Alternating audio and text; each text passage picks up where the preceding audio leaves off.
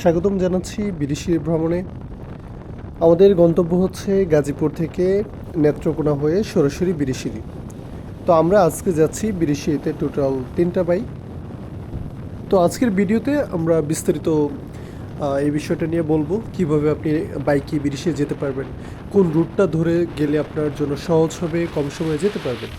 তো বিস্তারিত ভিডিওতে সাথেই থাকুন। কথা হচ্ছে নেত্রকোনা শহরে যাবার পর। আমরা সকাল সকাল অবস্থান করতেছি নেত্রকোনার পুলিশ সুপারের কার্যালয়ের পাশেই খান হোটেল। যেহেতু আমাদের সারাদিনে আজকে লম্বা একটা ঘোরাঘুরির ব্যাপার স্যাপার হবে, তো সেক্ষেত্রে আমরা সবাই ভাত, সাথে আলু ভর্তা, ডাল এবং অন্য কী নেওয়া যায় সেটা দেখতেছি। আর এখানে বিশেষত্ব হচ্ছে নেত্রকোনা মানেই হলো বালিশ মিষ্টির জন্য, জানেন সবাই এটা বিখ্যাত। তো তারপর দেখি আমরা সেটাও ট্রাই করতে পারি।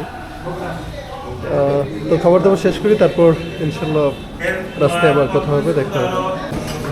মিষ্টির জন্য বরাবরই নেত্রকোনা খুব বিখ্যাত। আর নেত্রকোনা আসবেন এই বালিশ মিষ্টির তো ট্রাই করাই লাগবে। এই পাশে সব থেকে বড় যে মিষ্টি, প্রায় 2.5 কেজি ওজনের হবে। 2.5 কেজি ওজনের এই মিষ্টিটা ওরা দাম চাচ্ছে 1000 টাকা, আর এইটা হচ্ছে 500 টাকা। এগুলো হচ্ছে এখানে পিস হিসেবে বিক্রি হয়। তো সকালের খাবার দাবার সেরে আমরা বের হয়ে পড়লাম নেত্রকোনা সদর থেকে আমরা বিরিশিরির উদ্দেশ্যে। তো এখন আছি নেত্রকোনা সদরে। নেত্রকোনা সদর পার হয়ে কিছু দূর যেতে এরকম সুন্দর একটা রাস্তা আপনার যাওয়ার পথে পড়বে। তো আমরা এখানে একটু ছোট একটা বিরতি দিলাম ছবি তোলার জন্য। নেত্রকোনা শহর থেকে বিরিশিরি যাবার পথে মাঝখানে পড়বে কংস নদী। আর এই কংস নদী পার হয়ে আমাদের ওই পার থেকে আবার রাস্তা ধরে বিরিশিরির পথে এগিয়ে যাওয়া লাগবে।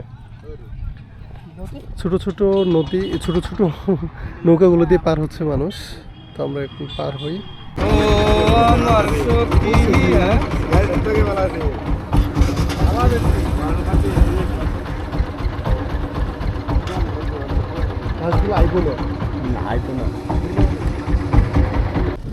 এবার আসি বাইকে নেত্রকোনা যাওয়ার জন্য বেস্ট ওয়ে কোনটা হবে।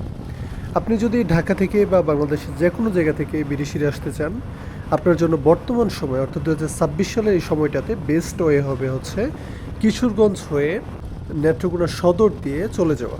আপনি আরও একটাভাবে আসতে পারবেন, ময়মনসিংহ হয়ে সেদিকে জারিয়া রুটটা দিয়ে যেতে পারবেন।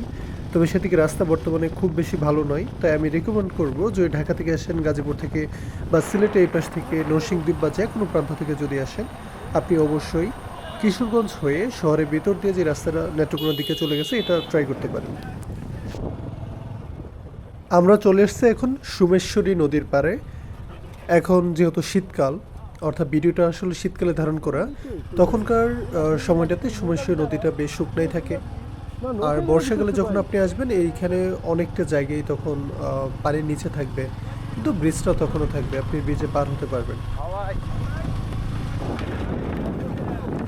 নিচের এই সুমেশ্বরী নদীর পানিটা বিখ্যাত হচ্ছে নীল পানির জন্য, অর্থাৎ এই পানিটা সরাসরি ইন্ডিয়া থেকে কিন্তু চলে আসে, ইন্ডিয়ার ঝর্ণা সেই পানিটা আসে। খুবই পরিষ্কার সুন্দর পানি।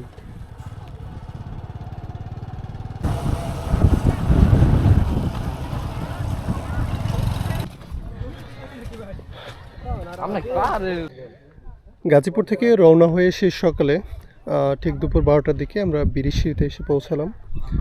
এসে চীনামাটির পাহাড়।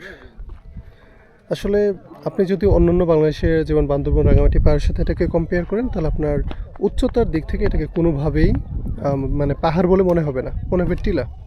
তবে বিশেষত্ব হচ্ছে এটাই যে এটার যে পানিটা সেটা কালারটা একেবারেই হচ্ছে অন্যরকম।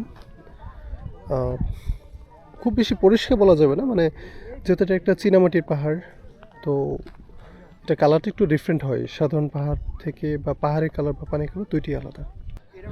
চীনামাটি পাহাড় এখানে আমাদের ঘোরাঘুরি শেষ। অতঃপর আমরা চলে যাই সুমেশ্বরী নদীর তীরে। এখান থেকে নৌকা রিজার্ভ নিয়ে আমরা সরাসরি চলে যাই একদম জিরো পয়েন্টে, এবং সেখান থেকে আপনি মোটামুটিভাবে সিলেটের মতো অর্থাৎ জাফলং কিংবা বলগন সাদা পাথর, বিছানাকান্দি ওইরকম একটা ভিউ পাবেন।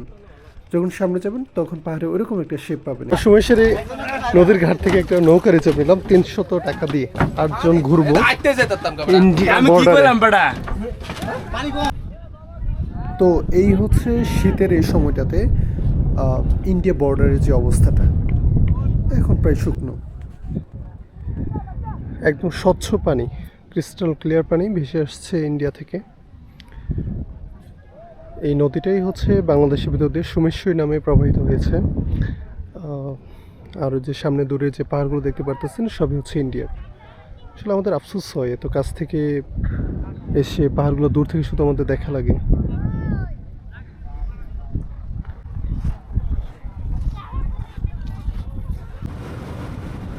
তো এই ছিল আমাদের বিরিশিরির আপাতত ভ্রমণ পর্ব। আমরা এখানে দুপুরে জনপ্রতি 150 টাকার আশপাশে খাবার খাওয়ার পরে আমরা তারপর চলে যাই পাহাড় দেখার জন্য নতুন আরেকটা পয়েন্টে। আর এই রাস্তাটা সরাসরি হচ্ছে একেবারে হালুয়াঘাট ডুবর ওই পাশটাতে চলে গেছে।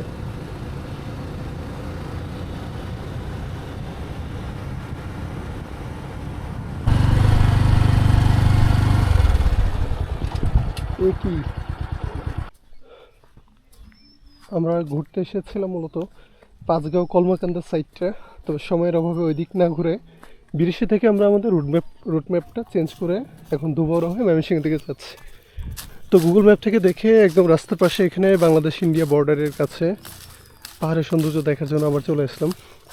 সামনেই হচ্ছে বাংলাদেশের শেষ প্রান্ত এবং ইন্ডিয়ার শুরু। দুবড় যাওয়ার পথে রাস্তার পাশে হচ্ছে পাহাড়ে এরকম সৌন্দর্য।